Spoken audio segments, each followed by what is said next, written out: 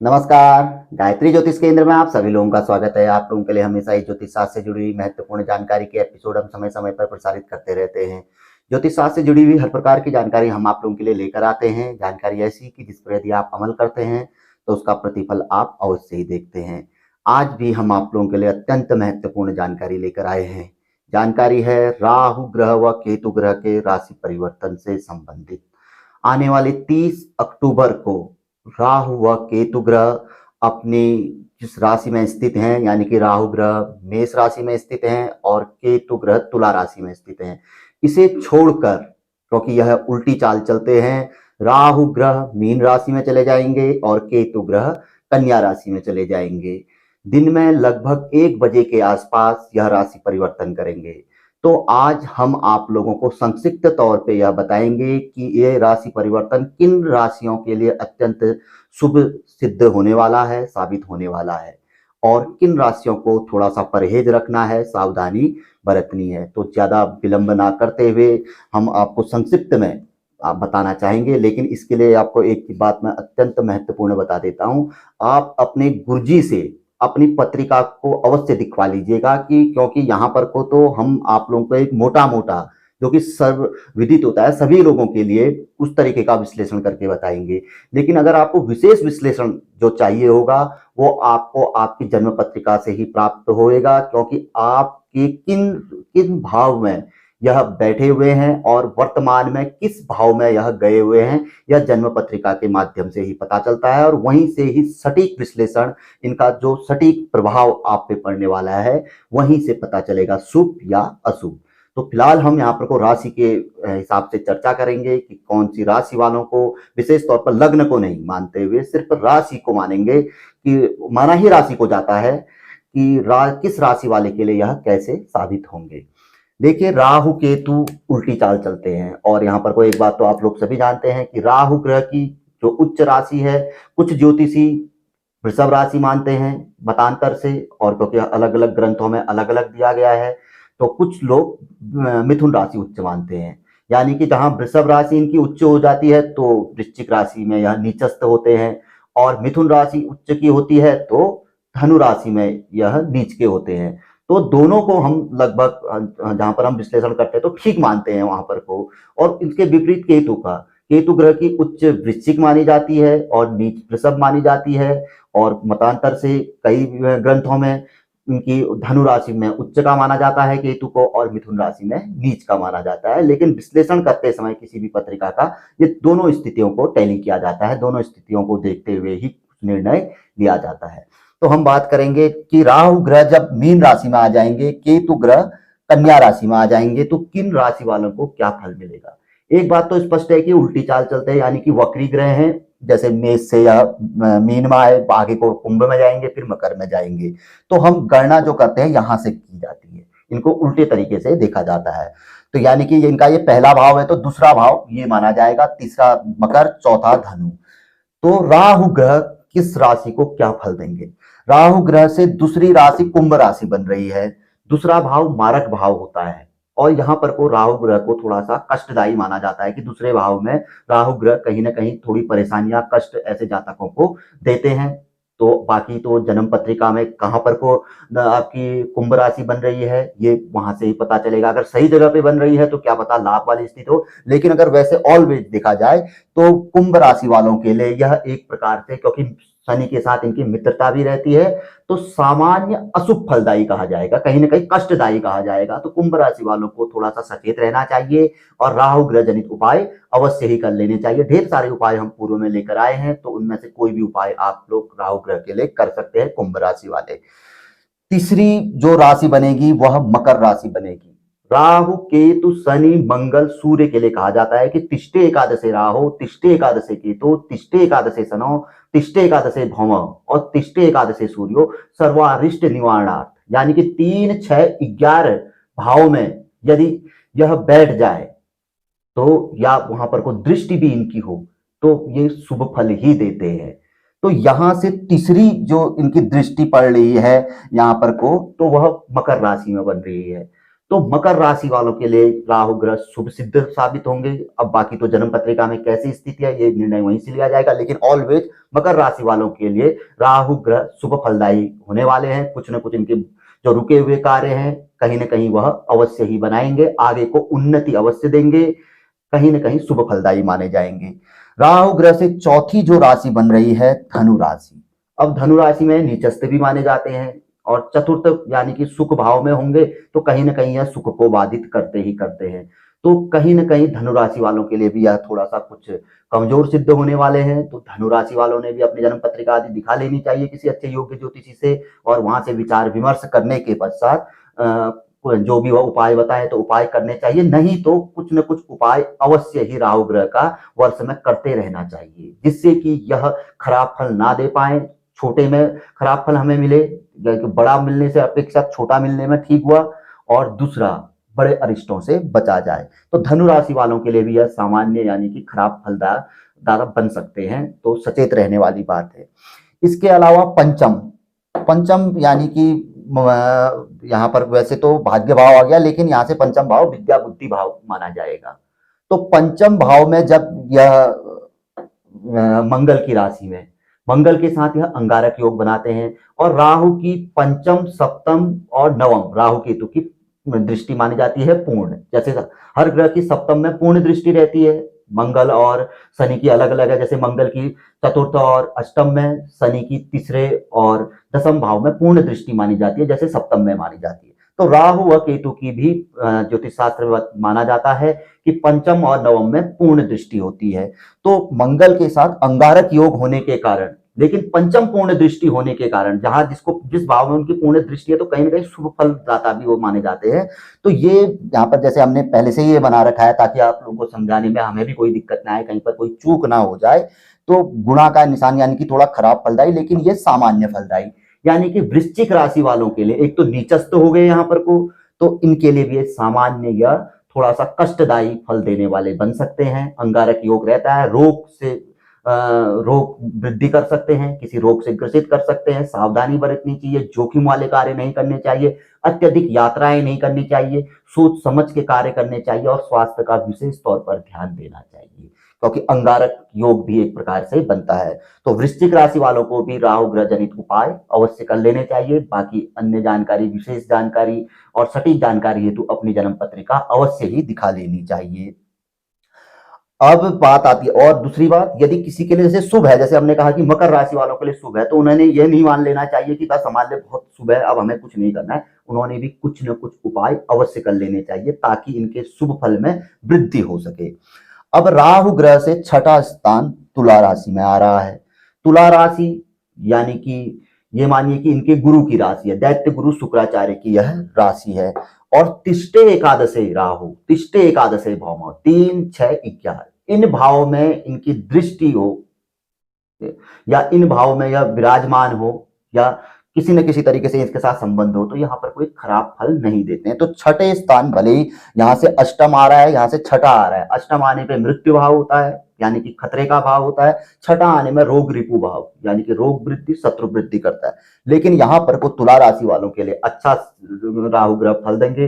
किसी को कोई भयंकर रोग आदि है तो रोग नाश करेंगे, किसी को कोई शत्रु बाधा आदि है तो शत्रु समन करेंगे, किसी का कोई रुका हुआ पैसा या कोई कार्य नहीं बन रहा है, बहुत लंबे समय से जब तक प्रयासरत है, तो उस कार्य को बनाने वाले तुला राशि में राहु ग्रह हो रहे हैं। इसके बाद कन्या राशि, यानी कि सप्तम में पूर्ण दृष्टि, और सप्तम में केतु भी है, क्योंकि जहां राहु रहते हैं वहां से सप्तम में केतु रहते हैं। तो ऑल ओवर कन्या राशि सबसे अच्छी राशि मानी जाएगी। अभी आगे को भी है राशियां, किंतु कन्या राशि में पूर्ण दृष्टि है। दूसरा, यहां पर को केतु है। तीसरा, ये बुध की राशि है, और बुध के साथ कहीं ना कहीं जब हम पंचदा मैत्री आदि निकालते हैं तो यह मित्र अवश्य ही बनते हैं।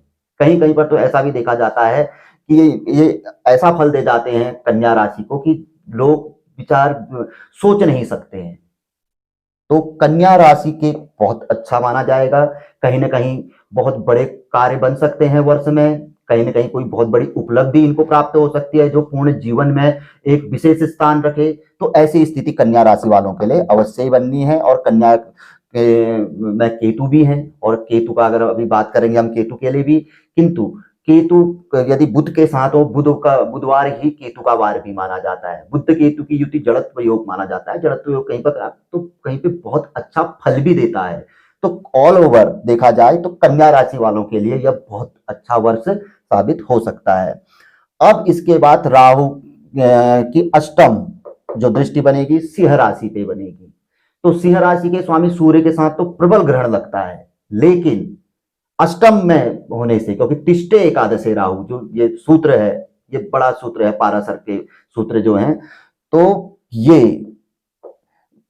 अष्टम में होने के लिए तो मृत्यु भाव कहा गया है, इसे आयु भाव कहा गया है, परदेश का भाव कहा गया है, एकदम से बड़े कष्ट आने वाला भाव कहा गया है। तो इन चीजों से बचाने वाले राहु यहां पर को रहेंगे। भले ही पूर्ण फल नहीं देंगे, सूर्य की राशि बनी है क्योंकि सूर्य के साथ प्रबल ग्रहण होता है इनका, लेकिन तब भी बहुत बड़ा कष्ट न देते हुए व्यक्ति को कहीं ना कहीं ये लाभान्वित अवश्य ही करेंगे।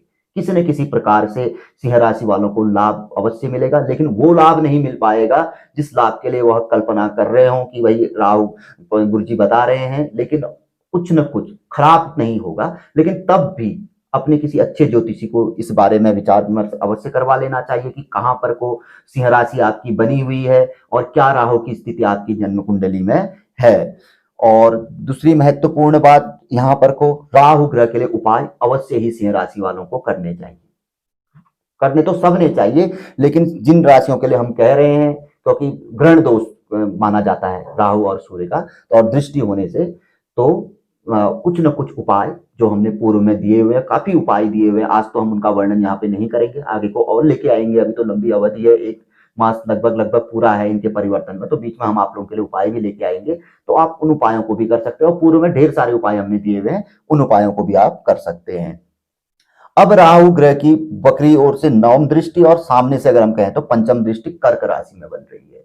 तो कर्क राशि वालों के लिए थोड़ा सा यह वर्ष कुछ कमजोर रह सकता है। बनते बनते कार्य बिगड़ सकते हैं, कोई बड़ी बाधाएं हमारे आसपास आ सकती हैं, तो हमें अपना बचाव करना चाहिए, राहु ग्रह का स्मरण करना चाहिए। राहु ग्रह की अधिष्ठात्री देवी सरस्वती माता, मां मनसा देवी, काल भैरव, बटु भैरव आदि का ध्यान या इनमें से किसी एक का ध्यान नियमित तौर पे करते रहना चाहिए, जो कि बड़े कष्टों से बचाव, बड़ी बाधाओं से हमारे लिए बचावकारी और रोगनाशकारी अवश्य ही बनेगा। क्योंकि भाग्य भाव माना जाएगा यहाँ से, अगर भाग्य में दिक्कत आई तो पूरे जीवन में दिक्कत आई, पूरे परिवार में दिक्कत आई, यानी कि एक प्रकार से हमारा बहुत कीमती समय हमारा खराब हो गया। तो अपने कीमती समय को खराब नहीं करना है, भाग्य को आगे, भले गति धीमी हो लेकिन आगे बढ़ते रहना चाहिए, स्थिर नहीं होना चाहिए। तो इसलिए कर्क राशि वालों को राहु ग्रह जनित उपाय अवश्य कर लेने चाहिए। अब बात आई मिथुन राशि की। दसम भाव में मिथुन राशि बन रही है, राहु ग्रह की उच्च राशि भी है, लेकिन दसम भाव में राहु कारक भी होते हैं। तो यहां से चतुर्थ का, क्योंकि हमने दोनों जगह से अनुमान वो लगाया है, तो चतुर्थ में थोड़ा सा कुछ कमजोर होने के कारण, लेकिन मिथुन राशि वालों के लिए भी सामान्य राहु ग्रह रहेंगे। भले इसमें उच्च के ये माने जाते हैं, और दूसरा दसम भाव में राहु कारक भी होते हैं, लेकिन तब भी थोड़ा सा, क्योंकि यहां से अगर हम गणना करें, क्योंकि दोनों ओर से देखा जाता है, वैसे तो हम मान यहां से रहे हैं, लेकिन एक विश्लेषण अगर हम करेंगे किसी पत्रिका का, तो हम इसी तरीके से करेंगे कि दोनों ओर से देखा जाएगा। तो मिथुन राशि वालों के लिए एक सामान्य वर्ष रह सकता है। अगर राहु ग्रह प्रसन्न हो जाए, उनके लिए अगर कोई विशेष आराधना यदि आप लोग कर पाए, तो राहु ग्रह मनवांछित फल देने वाले भी रहेंगे। किंतु तब भी जो हम तरक्की चाह रहे हैं, वो तरक्की हमें बड़ी मुश्किल से मिल सकती है।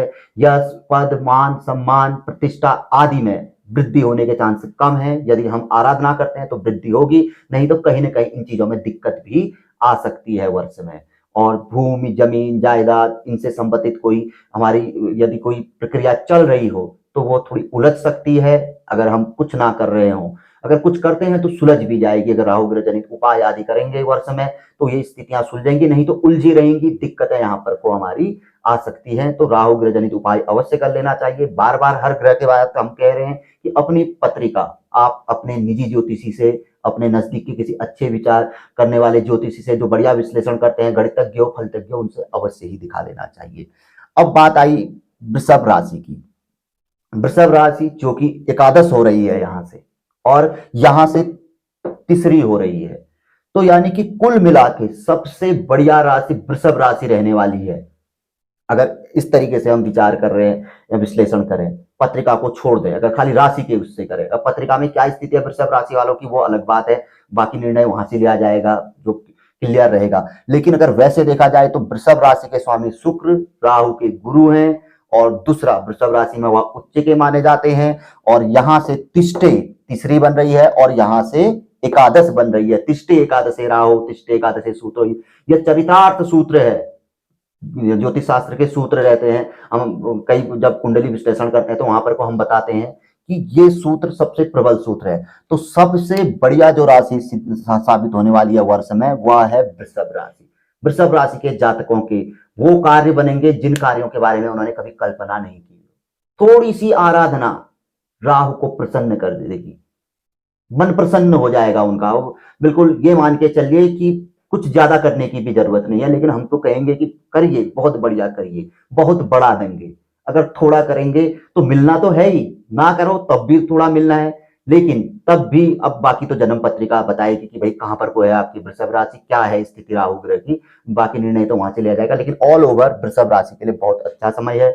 पराक्रम वृद्धि कारक, हिम्मत को बढ़ाने वाला है, इसके अलावा लाभ देने वाला है। कहीं ना कहीं जहां पर हमने सोचा हो, हाँ हमने कभी कल्पना ही नहीं क्योंकि यहाँ से लाभ होगा, तो वहां से भी लाभ होने वाला है, और जहां से लाभ हो रहा है तो उसमें कई गुना की वृद्धि होने की पूर्ण संभावना है। इसके बाद आ जाती है मेष राशि।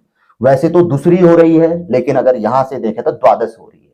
द्वादश स्थान राहु ग्रह के लिए अनुकूल स्थान माना जाता है, वो इसलिए कि जहां पर राहु द्वादश में होंगे तो छठे स्थान पर केतु होते हैं, तो इन स्थानों पर ये क्रूर ग्रह हैं, पाप ग्रह की श्रेणी में इन्हें लिया जाता है, तो ये स्थान इनके लिए अनुकूल माना जाता है। भले ही मंगल की राशि है, लेकिन तब भी मेष राशि को छोड़ के जा रहे हैं। हो सकता है मेष राशि वालों को उन्होंने कष्ट दिया है, लेकिन कहा जाता है कि जिस राशि को छोड़ के जाते हैं उसमें वो दृष्टि रखते हैं। अगर उन्होंने कष्ट दिया हो मेष राशि वालों को तो उन्हें फल अवश्य देंगे, और जिनको फल दिया है उनको भी वह कुछ न कुछ फल अवश्य ही देते हैं। जीवन में धन वृद्धि होगी, बड़े बड़े जो चीजें हमारे पीछे लगी हुई हैं, कोई मुसीबतें हमारे पीछे हैं जिनसे हम घिरे हुए हैं, उनसे यह हमें मुक्त कराएंगे। तो बाकी जन्म पत्रिका से आप अवश्य ही विश्लेषण करवा दीजिएगा। लगभग लगभग यही फल केतु ग्रह का भी रहेगा। अब हम ये देखेंगे कि केतु ग्रह के लिए, केतु ग्रह से दूसरी राशि सिंह राशि आ रही है, तो सिंह राशि लगभग लगभग जैसा हमने फल बताया दूसरी है।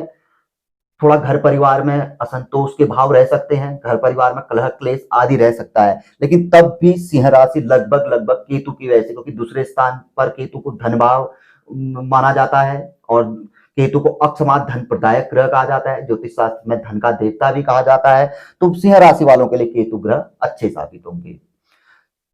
दूसरी तीसरी राशि जो बन रही है कन्या राशि, सॉरी हम कन्या राशि के बारे में जिक्र करना भूल गए। कन्या राशि में स्वयं स्थित है, राहु इन पर पूर्ण फलदायी है, और एक प्रकार से अपने ही राशि समझ के चलिए, क्योंकि बुधवार केतु का वार होता है, तो कन्या राशि के लिए भी केतु ग्रह की स्थिति बहुत अच्छी है। वर्ष में काफी अच्छा धन आ सकता है, कई कार्य बन सकते हैं, कहीं पर कोई व्यक्ति सही जगह पे इन्वेस्टमेंट करके अच्छा धन आदि प्राप्त कर सकता है, वृद्धि कर सकता है। जहां पर कोई भी धन लगाएगा वहां से कहीं ना कहीं उसको उन्नति अवश्य प्राप्त होगी। तो कन्या राशि के लिए राहु केतु की स्थिति दोनों की अच्छी है।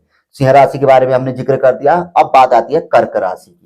कर्क राशि से केतु की तृष्टि दृष्टि है, तो केतु के लिए भी वही सूत्र है, तिष्ठे एकादशे राहु तिष्ठे एकादशे केतु सर्वारिष्ट निवारणा, सारे कष्टों को हरने वाले होते हैं। तो लगभग राहु की दृष्टि तो थोड़ी कुछ कमजोर है, लेकिन केतु की दृष्टि यहाँ पर को कर्क राशि वालों के लिए ठीक है। कुछ भी हो धन चलायमान रहेगा, कार्य जैसे भी तैसे हो, गाड़ी बढ़ेगी, भले धक्का देके बढ़ेगी, लेकिन कर्क राशि वालों की भी गाड़ी आगे को बढ़ेगी ही बढ़ेगी। बाकी विचार विमर्श हम बार बार कह रहे हैं, अपने ज्योतिषी से आप अवश्य करवा लीजिएगा। इसके बाद चौथी राशि आ गई मिथुन राशि।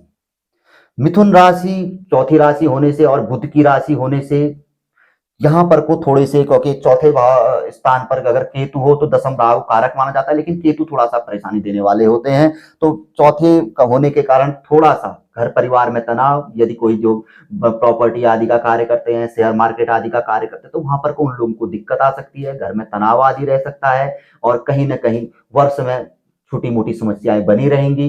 तो केतु ग्रह जनित उपाय हमें अवश्य कर लेने चाहिए। केतु के अधिष्ठाता भगवान श्री गणेश को माना जाता है, नियमित भगवान गणेश की आराधना करते रहनी चाहिए।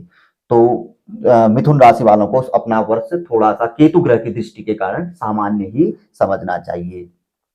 अब पंचम दृष्टि वृषभ राशि में, वृषभ राशि में पंचम दृष्टि यानी कि केतु के भी ग्रह यानी कि गुरु शुक्र ग्रह ही है।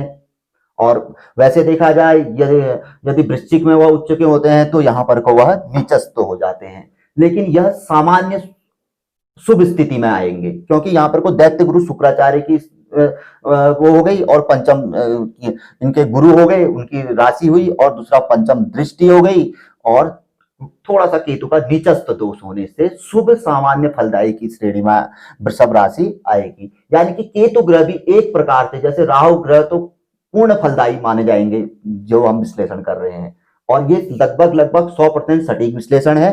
तो केतु ग्रह भी लगभग ये मान के चले कि इस राशि को कुछ न कुछ देके जाने वाले जरूर हैं।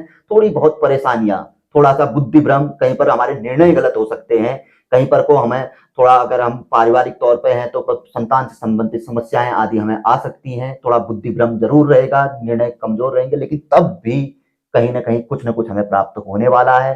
केतु ग्रह की आराधना हमें अवश्य कर लेनी चाहिए। अब छठी जो राशि यहां से बन रही है मेष राशि बन रही है। मेष राशि यानी कि छठे स्थान पर भी केतु ग्रह कारक माने जाते हैं और वैसे देखा जाए तो यहाँ पर को अगर यहां से हम गणना करेंगे तो अष्टम तिष्ठे, तो लगभग केतु ग्रह मेष राशि के लिए बहुत अच्छे साबित हो सकते हैं। तिष्ठे 3, 6, एकादश, लेकिन अष्टम में भी केतु ग्रह खराब फल नहीं देते हैं क्योंकि ये मैं वैसे विश्लेषण में बता रहा हूं। अष्टम भाव में राहु खराब फल देते हैं। अष्टम भाव में यदि राहु हो या अष्टम दृष्टि हो तो पाइल से संबंधित प्रॉब्लम, पेट से संबंधित प्रॉब्लम या गठियापात की प्रॉब्लम होती है, लेकिन केतु ग्रह हो तो यह व्यक्ति का मार्ग खोलते हैं क्योंकि ये गुप्त विद्या के कारक माने जाते हैं और ये छठा और आठवां भाव गुप्त भाव माना जाता है। यहां से अगर हम गणना करेंगे तो अष्टम, यहां से करेंगे तो छठा, तो लगभग मेष राशि के लिए केतु ग्रह ठीक रहने वाले हैं। कहीं ना कहीं धन सुचारू तौर पे चलता रहेगा, चलायमान रहेगा और थोड़ा सा रोग से संबंधित समस्याएं रह सकती हैं। कारण इसलिए कि अंगारक दोष बनेगा, अंगारक दोष बनेगा तो ब्लड से संबंधित प्रॉब्लम कोई ना कोई जी आ सकती है वर्ष में। तो केतु ग्रह के अधिष्ठाता देवता भगवान गणेश का ध्यान करना चाहिए, बाकी अपनी जन्म पत्रिका अवश्य ही दिखवा लेनी चाहिए। अब ठीक 7वीं राशि मीन राशि बनेगी। मीन राशि में राहु है और मीन राशि में केतु को भी ठीक माना जाता है ज्योतिष शास्त्र के अनुसार, और पूर्ण दृष्टि है यहाँ पर को, तो मीन राशि वालों के लिए भी लगभग केतु ग्रह शुभ सामान्य फलदायी रहेंगे। और दूसरा, कहीं ना कहीं जीवन में कुछ नई उपलब्धि भी देने वाले बन सकते हैं क्योंकि वहां पर को राहु स्थित है, क्योंकि राहु सिर है या नीचे का हिस्सा है, बुद्धि तो ऊपर है। तो इसलिए यहां पर को मीन राशि वालों के लिए भी केतु ग्रह का राशि परिवर्तन, राहु केतु का राशि परिवर्तन लगभग ठीक रहने वाला है। यानी कि क्योंकि राशि में ही बैठे हुए हैं तो राशि में बैठेंगे, प्रभावित करेंगे ही करेंगे। और अच्छी स्थिति में जन्म कुंडली में मीन राशि होगी तो लिख के ले लीजिए, फल अवश्य प्राप्त होना है। खराब स्थिति में भी है, अगर कुछ नहीं करेंगे तो कष्ट प्राप्त होएगा ही होएगा। यदि कुछ कर लेते हैं हम मीन राशि वालों के लिए, मीन राशि वाले कुछ कर लेते हैं राहु ग्रह या केतु ग्रह के लिए, तो अवश्य ही लाभान्वित होने से उन्हें कोई नहीं रोक सकता है। अब केतु ग्रह से 8वीं जो राशि बनेगी कुंभ राशि बनेगी। तो 8वें बनने में, क्योंकि हम कह रहे हैं कि केतु को यहाँ पर को गुप्त तौर पे बड़े कार्य पर बनाने वाला, विदेश भेजने वाला, दूर प्रदेश में वास कराने के लिए, या अकस्मात कोई ऐसे प्रक्रिया जो हमारी लंबे समय से चल रही है और हम उलझे हुए हैं उन्हें पूर्ण करने वाली भी मानी जाएगी। और वर्तमान में मीन कुंभ राशि में शनि देव भी हैं जो कि लंबा चलते हैं, 7.5 भी है।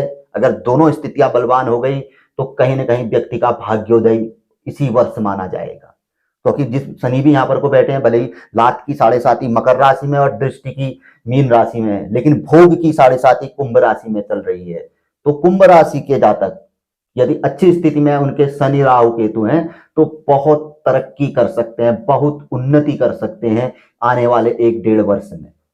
वो तरक्की करेंगे जो जीवन में उन्हें न आगे मिली है, न पीछे मिली है, न आगे उन्हें प्राप्त होगी। ये अवधि ही उन्हीं के लिए है। तो इसलिए इन्हें विशेष तौर पर ध्यान करना चाहिए, अपनी जन्म पत्रिका को दिखवा लेना चाहिए। और राहु केतु हाथ में हम यहाँ पर शनि ग्रह को भी लेके आए कि आराधना अवश्य कर लेनी चाहिए, क्योंकि यहाँ पर को इनकी राशि में शनि ग्रह है।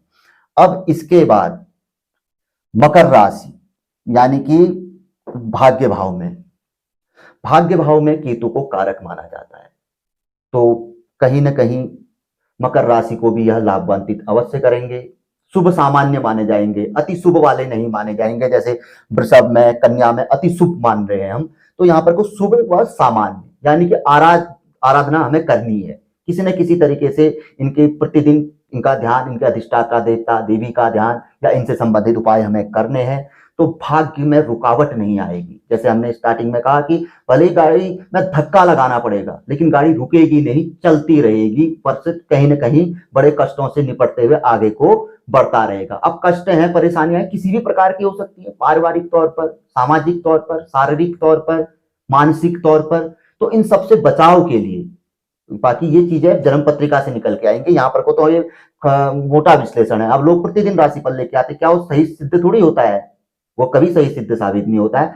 10% लोग मान के चलिए, 10 में से एक व्यक्ति 1% में तो अवश्य ही होगा, लेकिन 99 में उतना नहीं होगा। 10% तक सही होता है, 90% बेकार जाता है। तो यहां पर को जो ये विश्लेषण होता है, ये लगभग 50 से आप 70% आप इसको मान के चलिए कि यह सटीक रहता है। कहीं कहीं पर तो 100% राशि वालों के लिए भी यह सटीक सिद्ध होगा। इसका भी एक फार्मूला है, अभी थोड़ा सा मैं आपको समझा नहीं सकता हूं उसको, लेकिन ये फार्मूला है। तो ये हम वो वाला विश्लेषण लेके आए हैं जो कि 50 से ऊपर आप लोगों के देखने में वर्ष में आएगा। किसी राशि वालों को तो 100 की यह देखने में आएगा। तो मकर राशि वालों ने भी एक तो लात की शनि की 7.5 है, और ऊपर से केतु की भाग्य वाली 9वीं दृष्टि है, तो थोड़ा सचेत रहना चाहिए। इनसे संबंधित उपाय अवश्य कर लेने चाहिए। अपने जन्म पत्रिका विश्लेषण करवाकर अच्छे गुरुजी के माध्यम से सही उपाय पूछ लेने चाहिए। नहीं तो उपाय हमारे एपिसोडों में दिए रहते हैं, पूर्व में काफी एपिसोड है, उनमें से किसी को भी आजमा लीजिए, फल प्राप्त होएगा ही होएगा। कुछ नहीं भी आजमाते हैं तो आप भगवान श्री गणेश का ध्यान करें केतु ग्रह के लिए, आपको सब फल प्राप्त होएगा। अब आ गई दसम दृष्टि। दसम भाव में भी केतु कारक होते हैं, और यहाँ पर को इनकी उच्च राशि भी बन जाती है। तो धनु राशि वालों के लिए केतु बहुत अच्छे साबित हो सकते हैं। यश, पद, मान, सम्मान, प्रतिष्ठा, राज्य, नौकरी, व्यापार आदि में तरक्की वाले यह इनके लिए साबित हो सकते हैं। यदि जन्म कुंडली में बसरते की स्थिति अच्छी हो तो इन्हें ऊंचाइयां छूने से कोई नहीं रोक सकता। खराब स्थिति भी है तो तब भी इनकी गाड़ी आगे को बढ़ते रहेगी। उपाय आदि कर लेने चाहिए। अब एकादश दृष्टि वृश्चिक राशि में। वृश्चिक राशि में भी यह उच्च के भी माने जाते हैं, और ऊपर से वृश्चिक राशि एकादश तिस्ते एकादशी में आ गई है, और थोड़ा सा अंगारक दोष केतु के साथ होने से तो वहां पर को थोड़ी फल में कुछ कमी रह सकती है। यदि बशर्ते की जन्म कुंडली में स्थिति अच्छी है तो वृश्चिक राशि वालों को भी केतु ग्रह का सुख फल प्राप्त होने से कोई नहीं रोक सकता है। बस उपाय आदि कर लेने चाहिए। एकादश यानी कि लाभ का भाव, हर जगह से लाभ होगा। स्वास्थ्य गड़बड़ है तो स्वास्थ्य में लाभ, मानसिक अशांति है तो वहां शांति प्राप्त होगी, समाज में कोई दिक्कत है तो वहां भी लाभ होगा, जॉब नौकरी आदि में कोई परेशानी है तो वहां से भी लाभ होगा। यानी कि कहीं ना कहीं हर क्षेत्र में लाभ दिलाने वाले केतु ग्रह माने जाएंगे। द्वादश भाव में तुला राशि। तुला राशि वाले, क्योंकि तुला के स्वामी शुक्र होते हैं, केतु के गुरु भी माने जाते हैं। और दूसरा सबसे महत्वपूर्ण बात, द्वादश में केतु ग्रह को भी ठीक माना जाता है। छठे स्थान में और द्वादश स्थान में राहु केतु हो, भले यहाँ पर को इनके रत्न आदि धारण नहीं किए जाते, लेकिन ये ठीक रहते हैं। यहाँ पर को इनके लिए ज्यादा कुछ करने की जरूरत यहाँ पर को नहीं रहती है। अगर छेड़खानी करें तो ज्यादा परेशानी भी दे सकते हैं और फायदा भी दे सकते हैं। वो स्थिति हमें समझनी पड़ती है जन्म पत्रिका में यह कैसी स्थिति में है। तो तुला राशि वालों के लिए भी केतु ग्रह अच्छे साबित होंगे। वर्ष में कोई ना कोई उपलब्धि इन्हें अवश्य ही प्राप्त होगी। कोई विदेश जाने के लिए या दूर प्रवास, अपने दूर देश नौकरी आदि के लिए जाने के लिए प्रयास रहते तो उसे वहां पर को सफलता मिलेगी। और जिनका बाहरी देशों से व्यापार आदि कुछ कार्य चलता है, जैसे ट्रेडिंग वाले हैं, शेयर मार्केट वाले हैं, तुला राशि वाले, तो उनके लिए ये काफी अच्छी स्थिति बता रहे हैं केतु ग्रह। और बाकी कन्या राशि में हमने बता ही दिया है कि वह स्वयं ही स्थित है। तो ये जो विश्लेषण है, ये जैसे मैंने आपको बोला कि 50% से 70-80% तक आप इसे चरित्रार्थ मानिए। कहीं कहीं पर को तो यह किन्हीं व्यक्तियों पे 10% व्यक्ति, 20% व्यक्तियों पे तो यह 90 से 100% तक चरित्रार्थ सिद्ध होगा।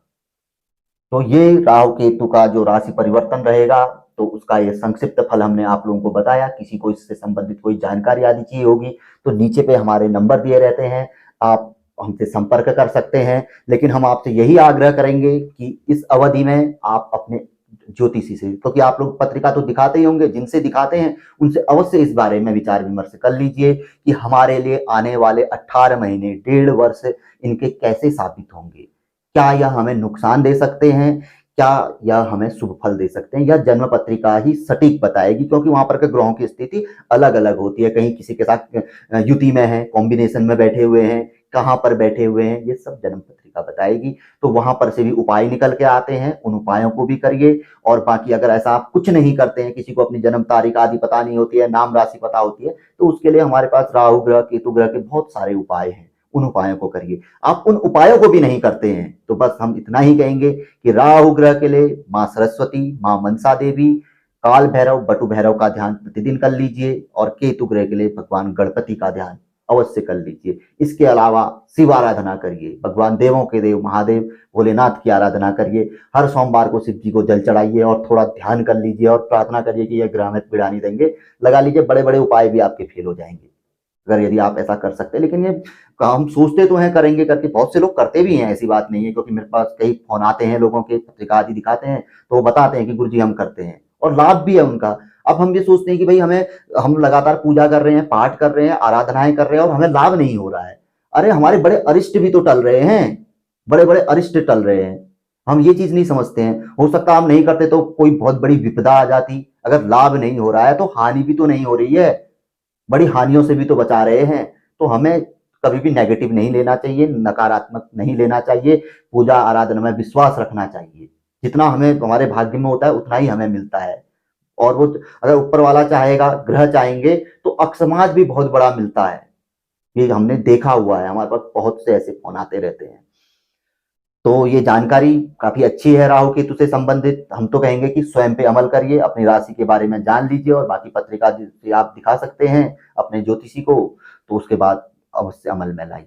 पसंद आए तो आगे बढ़ाकर शेयर कर सकते हैं। हम हमेशा ही आप लोगों से आग्रह करते हैं, नए लोगों से आग्रह रहता है कि हमारी जानकारियां, हम तो खुद ही कहेंगे भाई अपने मुंह मियां मिट्ठू बनना हर कोई चाहता है।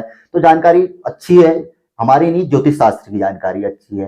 तो ज्योतिष शास्त्र में विश्वास रखिए और इसके साथ जुड़िए। यदि आपको हमारा चैनल पसंद आता है तो कुछ एपिसोड जरूर देख लीजिए, हमारे काफी हर विषय पे हैं। आजकल थोड़ा कुंडली विश्लेषण के लिए समय कम निकल पाता है, बाहरी चीजों में हम व्यस्त रहते हैं। तो आने वाले समय में हम वो लाएंगे, हम कहते रहते हैं, लाते भी रहते हैं। तो समय निकलते ही हम बहुत अच्छे कुंडली विश्लेषण के कुछ 4-5 एपिसोड अवश्य प्रसारित करेंगे। तो पूर्व में भी हमारे काफी कुंडली विश्लेषण के एपिसोड हैं, ग्रह दोष के एपिसोड हैं, वास्तु के एपिसोड हैं, अंकशास्त्र के एपिसोड हैं, हस्तरेखा से संबंधित एपिसोड हैं। आप उनको देखिए, पसंद आते हैं जानकारी तो जरूर जुड़िए गायत्री ज्योतिष केंद्र के साथ। चैनल को सब्सक्राइब करें, बेल आइकन अवश्य दबाएं। यदि आप बेल आइकन दबाते हैं तो कोई भी जानकारी यहाँ से प्रसारित होती है तो सीधे आप तक पहुंचती है। तो मिलेंगे ऐसी किसी बहुत अच्छी जानकारी के एपिसोड के साथ अगले वीडियो में। तब तक के लिए नमस्कार, जय श्री राम, जय श्री कृष्णा, ओम नमः शिवाय।